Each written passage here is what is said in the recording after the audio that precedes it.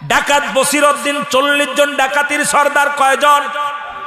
জোরে বলেন কয়জন?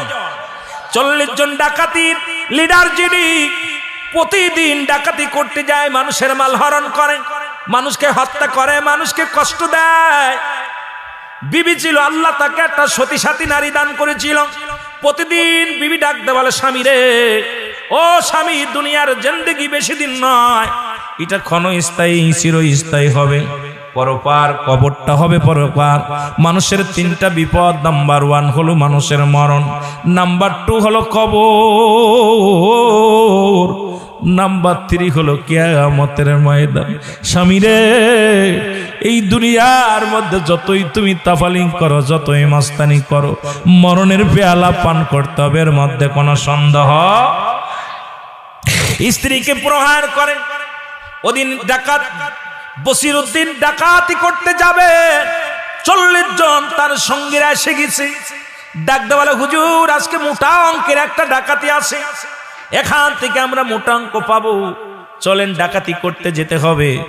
বসিরের বউ ডাকতে কয়, স্বামীরে, মানুষকে কষ্ট দিও না, মানুষের মাল হরণ করো না, প্রয়োজন হলে আমরা শুধু ভাত খাবো, না হয় না খেয়ে থাকবো। আল্লাহর বিধান মানো, এই দুনিয়ার জিন্দেগি ক্ষণস্থায়ী, চিরস্থায়ী না। স্বামীরে, দুনিয়ার মধ্যে অন্যায় করো না, দুনিয়ার মধ্যে ডাকাতি ছেড়ে দাও, হারাম কাজ ছেড়ে দাও। স্বামী কি করলেন?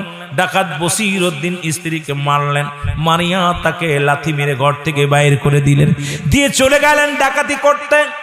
ডাকাতি করতে যান, যাইতে যাইতে একটা জঙ্গলের ভিতর দিয়ে যায়। ওখানে দেখেন আজকে যেমন মুসলমান এখানে হলো খালাস পীর, এইরকম খালাস একটা মসজিদ হয়েছে, আজগবি মসজিদ। ওখানে একটা কোরআনের পাখি চোখের পানি ছেড়ে ছেড়ে কান্দে, গভীর রাত্রে বসে বসে কান্দে। জনম দুঃখিনী মা, মারে, তুমি আমার এতিম বানাই চলে গিলা, বাবা গো, তুমি আমার এতিম বানাই চলে গেলা।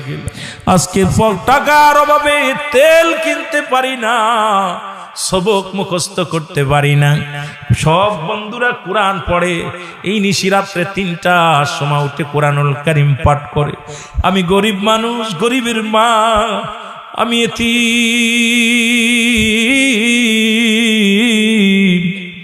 এই দুনিয়ার মধ্যে আল্লাহ আমার জনম দুঃখিনী মা নাই, আমার বাবা নাই, আমি কোরআন পড়তে পারি না, ঠিক মতো সবক দিতে পারি না। চোখের পানি ছেড়ে ছেড়ে কাঁদতে লাগলেন। ডাকাত বসিরউদ্দিনের কানে আওয়াজটা শুনলেন। ডাকাত বসিরউদ্দিন কয়, বন্ধুরা রে, তোমরা একটু অপেক্ষা করো, এই জঙ্গলের পাশে একটা কান্নার আওয়াজ শুনতে পাই। এই কথা বলিয়া তোমরা দাঁড়াও, আমি একটু দেখে আসি। দৌড়ে চলে গেলেন ডাকাত বসিরউদ্দিন। যা দেখে একটা বালক চোখের পানি ছেড়ে কান্দে আর বলে, জনম দুঃখিনী মা, মারে, আমারে তুই এতিম বানায়া চলে গেলি রে মা। জনম দুঃখিনী বাবা, আমারে তুমি কার কাছে রেখে গেল গো বাবা? এখন আমার এই পড়ালেখার খরচ কে চালাবে? প্রতিদিন বন্ধুরা সবক দেয়, আমি সবক দিতে পারি না। তেল কিনার বাতি কিনা বাতি ধরানোর মতো ক্ষমতা নাই। সকালবেলা সবক দিতে পারবো না, কোরআন পড়তে পারবো না। এই কোরআনের প্রেমিক চোখের পানি ছেড়ে ছেড়ে কাঁদতেছে। ডাকাত বসিরউদ্দিন যা বলে, বাবা, মাথার মধ্যে হাত বুলা দেখ, বাবা তুমি কান্দো কেন? বলে, হুজুর, আমি আপনাকে চিনি না, আপনি গভীর রাত্রে জঙ্গলের মধ্যে কি করেন? কয়, বাবা তুমি গভীর জঙ্গলে কি করো? কয়, হুজুর, ওই যে দেখেন একটা মাদ্রাসা, ওই মাদ্রাসায় আমি লেখাপড়া করি, ওই মাদ্রাসার তালবেলে আমি। আমার উস্তাদ সকালবেলা হাফেজ সাহেব কোরআনের সবক নিবে, কিন্তু আমি তেলের অভাবে পড়তে পারি না, বাতি জ্বালাইতে পারি না। আমার বন্ধুগুলো পড়ালেখা করে, আমি পড়তে পারি না। গরিব মানুষ, আমার অভাবের তারণ নাই, আমি তেল কিনতে পারি নাই, কোরআন পড়তে পারি নাই। ডাকাত বসির বলে, বাবা রে, তুমি মাদ্রাসায় লেখাপড়া করো। এ বাবা শোন, তোর কান্নায় আমার পাগল বানিয়ে দিছে।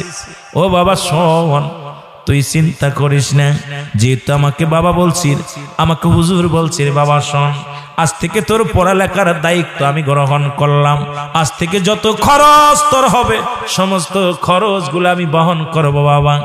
ও বাবা তুই কান্দিস না, একটু ধৈর্য ধর, আমি তেলের ব্যবস্থা করি। ডাকাত বসিরউদ্দিন বাজারে চলে গেলেন। বাজারে যে দোকানদারকে উঠাইলেন, দোকানদারকে ডাক দিলেন। দোকানদার দরজা খুললেন, খুলে দেখে ডাকাত বসিরউদ্দিন। বলে স্যার আপনি আসছেন, কি নেবেন নিয়ে যান। কলেজে ডাক দে, বলে এই তুই আমারে গতকালকে যে বসির দেখেছিলে আজকে সেই বসির নয়, তোমার দোকানে কি তেল আছে? কয় আছে। আমাকে এক জের তেল দাও। তেলটা দিলেন। কয় হুজুর তাড়াতাড়ি লন, কত জের নিবেন? যতগুলো লাগে নিয়ে যান। নিয়ে গেলেন এক জের। কয়বার? কোথায় নিতে হবে বলেন? কয় জেরটা আমার মাথায় উঠায় দাও। কয় হুজুর বিয়াদবি মাফ করবেন, আমি তেলটা আপনার মাথায় দিব না, আমি নিয়ে যাব। কোথায় নিতে হবে বলেন? কয় বাবা শোন, তুই গতকালকে যে বসিরকে দেখেছিলি, 10 মিনিট আগে যে বসিরকে দেখেছিলি, আমি সেই বসির আর নাই। আগে বল বাবা তোর তেলের দাম কত? দোকানদার বলে হুজুর তেলের দাম লাগবে না, আমি আপনার কাছে মাপ চাই, আমি আপনাকে চিনতে পেরেছি। যত লাগে আমি তেল বহন করে মাথায় করে টেনে দিব, জীবনে একটা টাকা নিব না, জীবনে কারুর কাছে বলবো না, যা লাগে আপনাকে দিয়ে দিব, বিনিময় আমি আপনার কাছে জীবন ভিক্ষা চাই।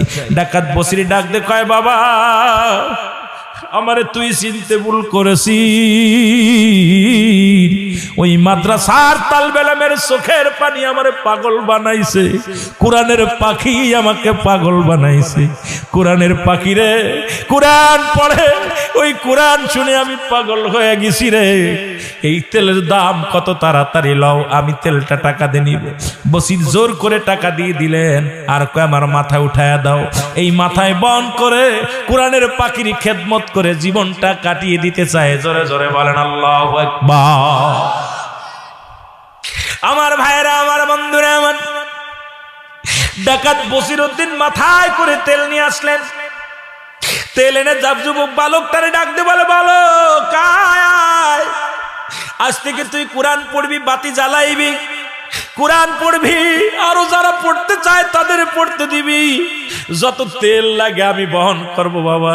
আজ থেকে তোর খানার টেনশন নাই, আজ থেকে তোর পড়ার টেনশন নাই, আজ থেকে আমি তোর গার্জিয়ান হয়ে গেলাম, আজ থেকে যত খরচ সব আমি বহন করব।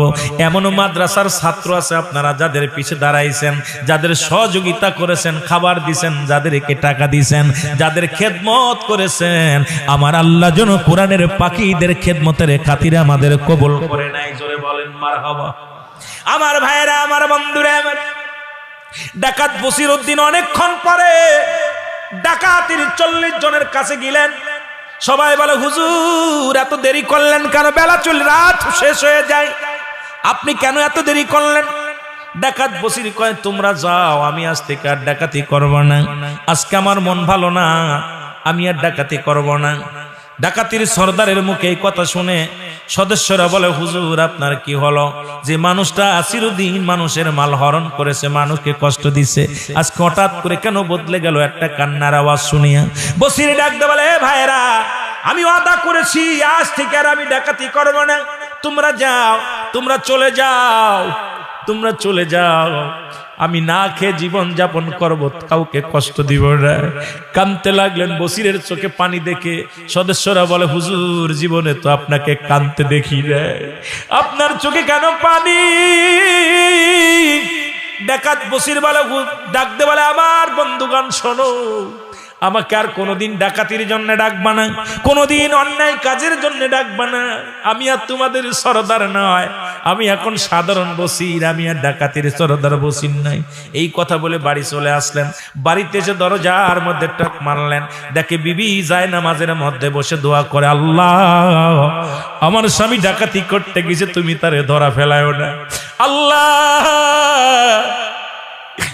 আমাকে তিনি মারছে, মারতে যে হাতে ব্যথা পেয়েছে, কষ্ট পেয়েছে, কেমন মিস্ত্রি, আল্লাহ তুমি তারে ক্ষমা করে দাও, তারে তুমি হিদায়াত দান করো, আমার স্বামীরে তুমি ধরা ফেলায়ও না, আমার স্বামী যেন গণপিটানি না খায়, মানুষের কাছে ধরা না পড়ে, আমার স্বামীর ইজ্জত দাও, আমার স্বামীরে আমার বুকে ফিরায় দাও। চোখের পানি ছেড়ে ছেড়ে কাঁদতে লাগলেন ডাকাত বসিরউদ্দিনের বিবি। বিবির এই কান্না শুনিয়া ডাকাত বসিরউদ্দিন চিল্লা ডাকতে বলে, বিবি দরজা খোল,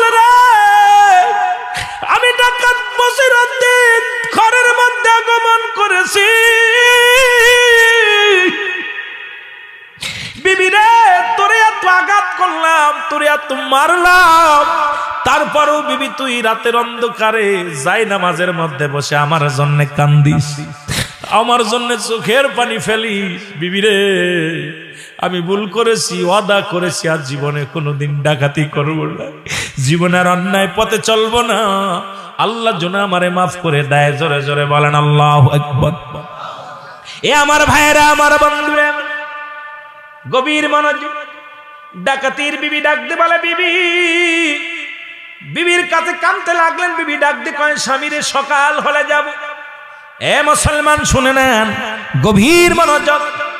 আমার বাবারা, কুতুবউদ্দিন বখতিয়ার কাকির দরবারে সকালবেলা চলে গেলেন। আল্লাহু আকবার বলেন না।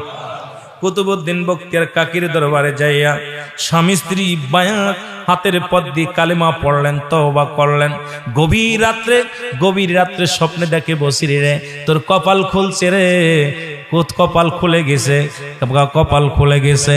আজ থেকে আর তুই ডাকাত নয়, আজ থেকে তোর নামটা, আজ থেকে তোর নামটা আল্লাহর ওলির দপ্তরে তোর নামটা উঠে গেছে। ওই বালকের দোয়ায়, তোর বিবির দোয়ায়, কোরআনের তালবেলেমের দোয়ায়।